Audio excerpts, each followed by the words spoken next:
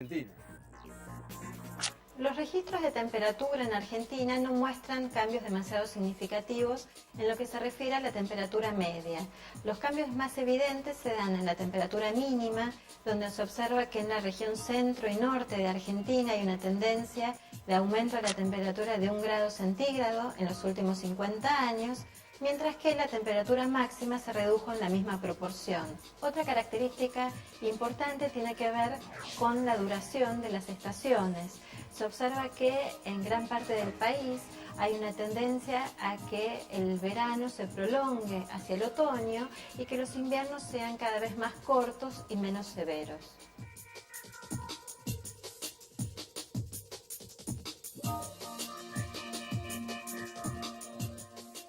A diferencia de lo que ocurre con la temperatura, la precipitación es una de las variables meteorológicas con cambios más evidentes en Argentina. En particular, en la región centro y norte de Argentina se registra un aumento de la lluvia del 23% durante el último siglo.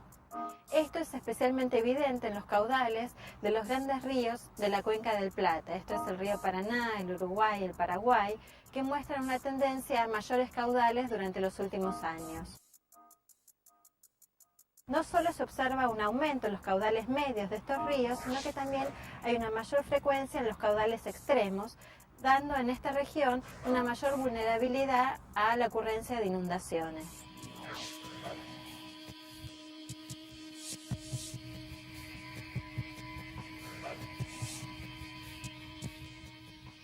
En contraste con lo que ocurre en la zona de la cuenca del Plata, existe una región de Argentina que muestra tendencias negativas con respecto a la precipitación.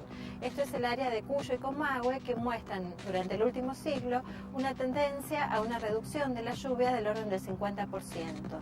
Esto tiene impactos bastante importantes sobre los caudales de los ríos, que están principalmente alimentados por las masas de agua de deshielo de alta montaña. Esto sin duda puede tener consecuencias bastante importantes para la provisión de agua de toda esta región, que se encuentra frente a riesgo de un déficit hídrico para los próximos años.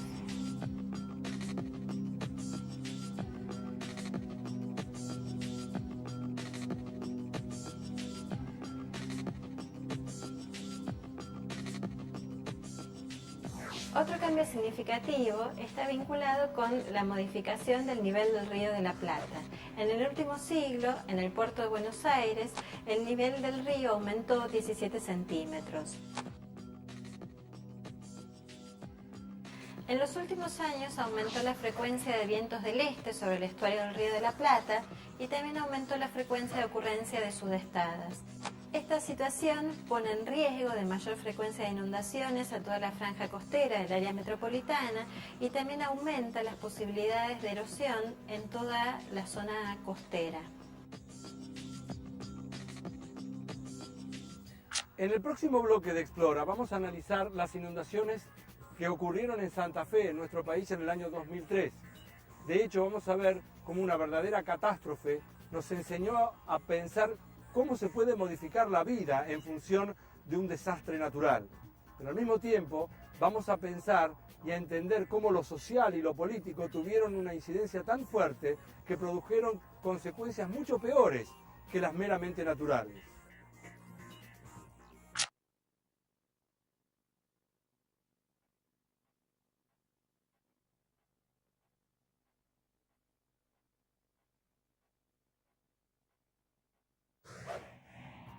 Seguimos ahora en Explora.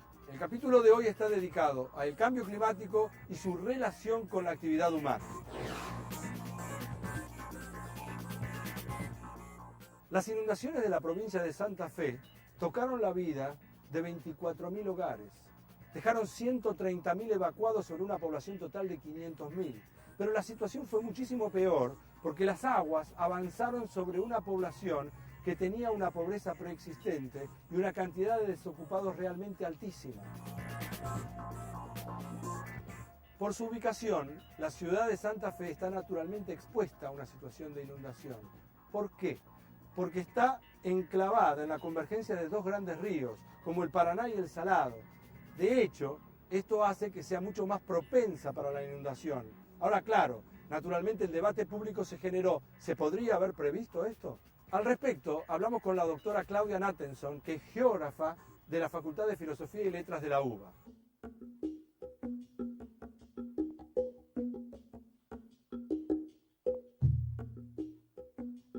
Hemos tenido inundaciones catastróficas en el litoral argentino, importantes en el año 82-83, en el año 92, en el año 98, y pareciera que la inundación del 2003 de Santa Fe solo viene a confirmar que no es posible hacer nada, porque es natural, y no es así. Soy Elvira, la mamá de Mauricio Belgrano, que está desaparecido.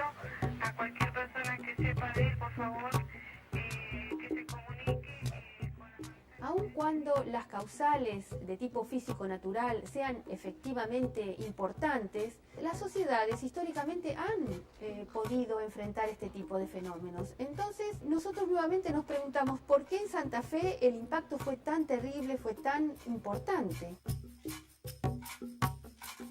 Para contestar este tipo de cuestiones, nosotros hemos encontrado un buen marco teórico en lo que es llamada la teoría social del riesgo.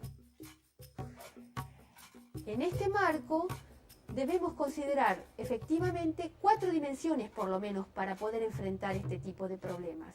Uno lo hemos llamado peligrosidad, que tiene que ver con las características peligrosas o la amenaza que proviene de los fenómenos físico-naturales en sí.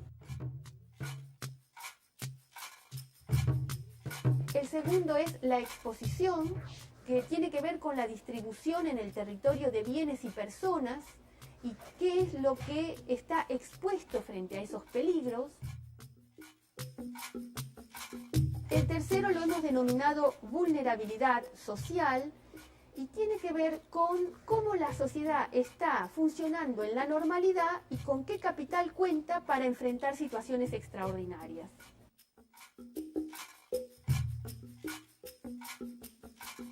Existe una cuarta dimensión que hemos denominado incertidumbre, que se trata de aquellos aspectos desconocidos del problema en cuestión, para los cuales ni la ciencia ni la técnica tiene respuestas en la actualidad.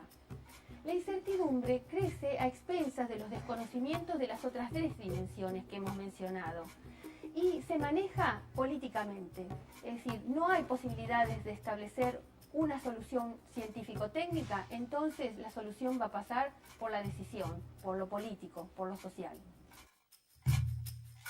Es interesante lo que propone la doctora Nathanson, porque nos permite darle un marco conceptual diferente al análisis de lo que sucedió en la catástrofe de Santa Fe en el año 2003. No solamente hay que analizar los agentes naturales, eso está bien, sino que también hay que pensar en lo que ella llama la teoría social del riesgo, es decir, la peligrosidad, la incertidumbre, la disposición, la vulnerabilidad social. Estas son 4 dimensiones diferentes que nos permiten abordar el problema de una manera distinta. Si la incertidumbre es aquello que no se conoce, en el caso de Santa Fe podemos encontrar que falta información hidroclimática para poder desarrollar sistemas de alerta locales. Que den información a ver si Santa Rosa de Lima se va a llenar de agua o no, o si no hay peligro todavía. Desde el punto de vista de la exposición, ha faltado también lo que son llamadas, el desarrollo de lo que es llamado medidas blandas, planes de contingencia que prevean la posible llegada de una inundación, para la cual la población se prepara haciendo ejercicios de simulación.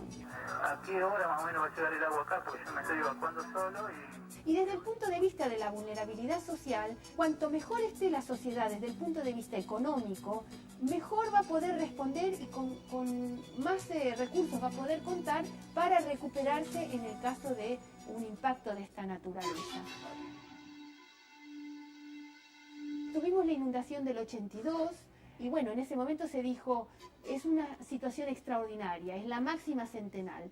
Pero pocos años después, en el 92, volvimos a tener una inundación importante en el litoral argentino. Y luego en el 98, otra más. Entonces, aquello que parecía que era extraordinario, se va transformando en algo normal. Tenemos que convivir con las inundaciones como pulsos naturales. La sociedad, para manejar este tipo de cambio, debe manejar estas incertidumbres previendo, estableciendo planes que nos permitan prever qué es lo que va a pasar y obrar en consecuencia.